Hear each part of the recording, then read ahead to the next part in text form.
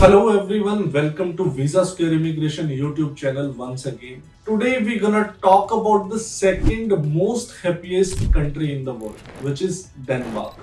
Denmark में अगर आप जाना चाहते हो, आपने 12th की है और आप अपने स्पाउस या बच्चों को भी साथ लेके जाना चाहते हो, तो डेनमार्क कनाडा से भी बेटर ऑप्शन अभी इस चक्कर में बन गया है क्योंकि यहाँ पे आप अपने स्पाउस को साथ लेके जा सकते हो और आपके स्पाउस फुल टाइम वर्क कर सकते हैं। आप अपनी एजुकेशन के साथ 20 आवर पर वीक काम कर सकते हो, जिसमें पे स्केल काफी अच्छा रहता है। आपको कोई फंड शो नहीं करने। डेनमार्क के बारे में हम ब्रीफ में डिस्कस करेंगे। हम इसके प्रोज कॉन्स हर टॉपिक पे बात करेंगे। क्या यहाँ स्टडी के लिए जाना चाहिए तो कितने एक्सपेंसेस हैं, शो मनी कितनी है, स्पाउस को लेके जा सकते हो नहीं लेके जा सकते, जाने के बाद आपको क्या चैलेंज आने वाले हैं। तो इस वीडियो को लास्ट तक देखना, इसमें सारी इंफॉर्मेशन मैंने कवर करी है।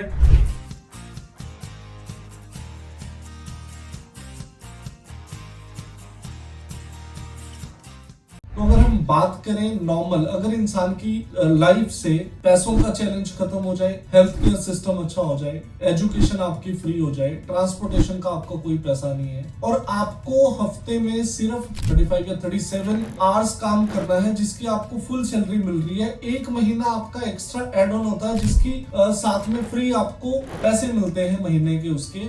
तो कैसे वो कंट्री हैप्पीएस्ट ना हो। Denmark is situated in the Nordic region of Europe, north वाला पार्ट जो होता है। इसके साउथ में जर्मनी है, जर्मनी के साथ ये बॉर्डर शेयर करता है और इसके नॉर्थ में आती है स्वीडन। तो ये दो कंट्रीज हैं आसपास। जर्मनी में जाना थोड़ा सा डिफिकल्ट है, डेनमार्क में जाना डिफिकल्ट नहीं है। डेनमार्क के बारे में अगर हम और बात करें, यहाँ की करेंसी है डेनिश कोरोना और यहाँ पे 37 आवर्स का वीक होता है, वर्किंग वीक जो होता है, और आपको सैलरी पूरी मिलती है। इट्स नॉट अबाउट कि आपने सिर्फ 37 आवर्स काम किया है तो आपको कम मिलेगा, नहीं। यहाँ की अगर एवरेज सैलरी की हम बात करें, वो बनती है 70,000 यूरोज, जो है इंडियन रुपीस में अगर हम बात करें 60 to 65 lakhs पर ईयर।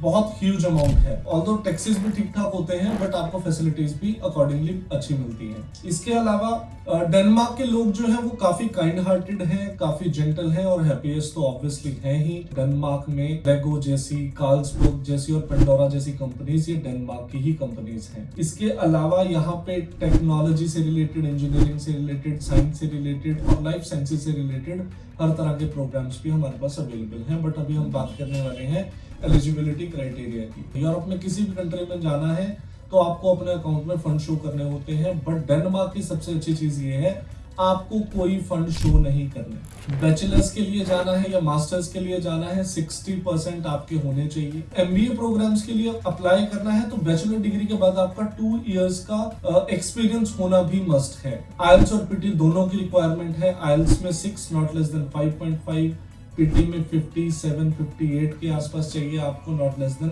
52, 53। इतने में भी आपकी एडमिशन हो जाती है, बट 60% से ऊपर आपके मार्क्स होने चाहिए।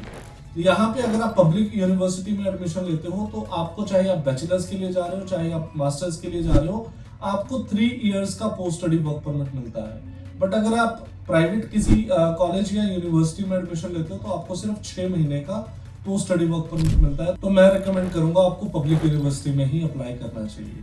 यहाँ की जॉब मार्केट काफी प्रॉमिसिंग है। इसका रीजन क्या है? देखो, यूरोप में मोस्टली कुछ कंट्रीज में इंग्लिश लोगों को अच्छे से नहीं आती है, तो जॉब मार्केट जो है उसमें आप 20-30% जॉब मार्केट में ही एलिजिबल होते हो, क्योंकि आपको सिर्फ इंग्लिश आती है और आपको वहां की नेटिव लैंग्वेज नहीं आती।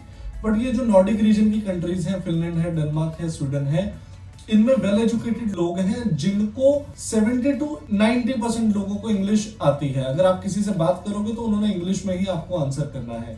तो आपके लिए 50 to 70% जॉब मार्केट ओपन हो जाती है। आपको जो पार्ट टाइम जॉब्स करनी है, रेस्टोरेंट में जॉब करनी है, तो वो आपके लिए एक ऑप्शन ओपन हो जाता है। ऐसा नहीं है कि आपको नेटिव लैंग्वेज नहीं सीखनी पड़ेगी। नेटिव लैंग्वेज अगर आपको आती है तो आपके लिए बहुत ऑप्शंस ओपन हो जाते हैं और आपका पे स्केल भी ऊपर चला जाता है। अब जहां भी अप्लाई करोगे आपको जॉब लेना काफी कंपैरेटिवली इजी हो जाता है। इसके अलावा बात करें ट्यूशन फीस की, तो यहाँ ट्यूशन फीस, 1 साल की ट्यूशन फीस अगर आप पे करते हो तो आपको कोई फंड शो करने की जरूरत नहीं है। अब क्वेश्चन आता है कि हम 6 महीने की ट्यूशन फीस पे कर सकते हैं। अगर आप 6 महीने की ट्यूशन फीस पे करते हो, बाकी जो ट्यूशन फीस है 1 साल की, वो आपको वहां पहुंचने के बाद पे करनी होती है। बट मैं रिकमेंड करूंगा आप 1 साल की ट्यूशन फीस पे करके जाओ, क्योंकि उसके साथ आपको कोई एडिशनल फंड शो करने की जरूरत नहीं है। 6 महीने की पे करते हो तो एक तो आपको एक्स्ट्रा अमाउंट भी शो करनी पड़ेगी, प्लस आपके वीजा के जो अप्रूव होने के चांसेस हैं वो स्लाइटली थोड़े से कम हो जाते हैं। अगर आप अच्छी यूनिवर्सिटीज में अप्लाई करते हो, आपका एकेडमिक स्कोर अच्छा है, आपका एलएसपीटी का स्कोर अच्छा है, तो स्कॉलरशिप्स आपको बहुत अच्छी मिल जाती है। ट्यूशन फीस रेंज करती है 8 लाख से लेकर 13-14 लाख के बीच में पर ईयर। पूरे program bachelor degree 3 to 4 years की होती है, मास्टर्स 1 to 2 इयर्स की यहाँ पे होती है। चाहे आपका बैकग्राउंड कॉमर्स है, आर्ट्स है, नॉन मेडिकल है, मेडिकल है, हर फील्ड में यहाँ पे हमारे पास ऑप्शंस अवेलेबल हैं। अगर स्टेम बैकग्राउंड के बच्चे हैं उनके लिए तो काफी अच्छे ऑप्शंस अवेलेबल हैं, आप अप्लाई इजीली कर सकते हैं। डेनमार्क में अगर आप जाना चाहते हो, आपने 12th की है और आप अपने स्पाउस या बच्चों को भी साथ लेके जाना चाहते हो, तो डेनमार्क कनाडा से भी बेटर ऑप्शन अब इस चक्कर में बन गया है, क्योंकि यहाँ पे आप अपने स्पाउस को साथ लेके जा सकते हो और आपके स्पाउस फुल टाइम वर्क कर सकते हैं। आप अपनी एजुकेशन के साथ 20 आवर पर वीक काम कर सकते हो, जिसमें पे स्केल काफी अच्छा रहता है। जो भी फिनलैंड, डेनमार्क, स्वीडन जैसी कंट्रीज में जाना चाहता है उनके लिए मैं एक बात हमेशा बोलता हूँ कि आपके पास 5-10 लाख रुपए स्पेयर होने चाहिए, आप पेरेंट्स के पास या आपके घर में, या आप साथ में कैरी करके चल रहे हो, क्योंकि यहाँ पे सेटल होने में शुरू में थोड़ी सी प्रॉब्लम आती है as compare to Canada, Australia. Finland, Denmark में इनिशियली 6 महीने से लेके 8-9 महीने तक थोड़ी सी इनिशियली प्रॉब्लम्स आती हैं, बट उसके बाद आप जितना अच्छा सेटल हो जाते हो उतना अच्छा सेटल आप कनाडा में नहीं हो पाते। अब हम बात करने वाले हैं कॉन्स की। सबसे पहला, यहाँ का जो वेदर है वो कनाडा की तरह है, यहाँ काफी स्नोफॉल होती है और रेनी सीजन काफी ज्यादा रहता है, तो टेम्परेचर माइनस में रहता है। तो अगर आपको इस चीज से प्रॉब्लम नहीं है तो आप डेनमार्क को चूज कर सकते हो। दूसरा, रेनी सीजन मैंने आपको बता दिया, अगर रेन से आपको कोई एलर्जी नहीं है तो भी आप डेनमार्क में अप्लाई कर सकते हो। इसके बाद बात करते हैं यहाँ की लैंग्वेज की। यहाँ की लैंग्वेज जैसे जर्मन सीखना थोड़ा सा डिफिकल्ट है, ऐसे डेनिश लैंग्वेज थोड़ी सी मुश्किल है। आपके पास उस कंट्री में जितने भी ऑप्शंस, जॉब के ऑप्शंस अवेलेबल हैं, वो ओपन अप नहीं हो पाते। तो आपको 1-2 साल इजीली ये लैंग्वेज सीखने में लग जाता है। जब आप इस लैंग्वेज को सीख लेते हो, आप इसकी सर्टिफिकेशन कर लेते हो, अच्छे से आप समझ सकते हो, बोल सकते हो, तो आपके पास इतने सारे ऑप्शंस अवेलेबल हो जाते हैं कि आपको सेटल होना मुश्किल लगेगा ही नहीं और आपको पीआर भी बहुत इजीली मिल जाती है। इसके बाद बात करते हैं यहाँ के हेल्थ केयर सिस्टम की। देखो, इंडिया का हेल्थ केयर सिस्टम मुझे लगता है वर्ल्ड का सबसे अच्छा हेल्थ केयर सिस्टम है। यहाँ आप डॉक्टर को विजिट करते हो, पैसे देते हो और आपको इजीली अपनी मेडिसिन मिल जाती है। बट कोई भी वेस्टर्न कंट्री है, कोई भी यूरोपियन कंट्री है, यहाँ पे हेल्थ केयर सिस्टम उतना अच्छा नहीं है जितना इंडिया में अच्छा है। तो वहां जाके वहां के लोगों को हेल्थ केयर सिस्टम अपना अच्छा लगता है, बट आपको जाने के बाद थोड़ी बहुत प्रॉब्लम हो सकती है उनके हेल्थ केयर सिस्टम से, क्योंकि चीजें इतना इजीली अवेलेबल नहीं होती। लास्ट जो पार्ट आता है, जो नेगेटिव पार्ट में कंसिडर होता है, मैं ऑल्दो उसको नेगेटिव पार्ट कंसिडर नहीं करता हूँ, वो है टैक्सेशन। 35 to 40% आपका टैक्सेशन में चला जाता है, बट आपको फैसिलिटीज भी उसके अकॉर्डिंगली ही मिलती है। ट्रांसपोर्ट टोटली फ्री है, हेल्थ केयर टोटली फ्री है, एजुकेशन टोटली फ्री है।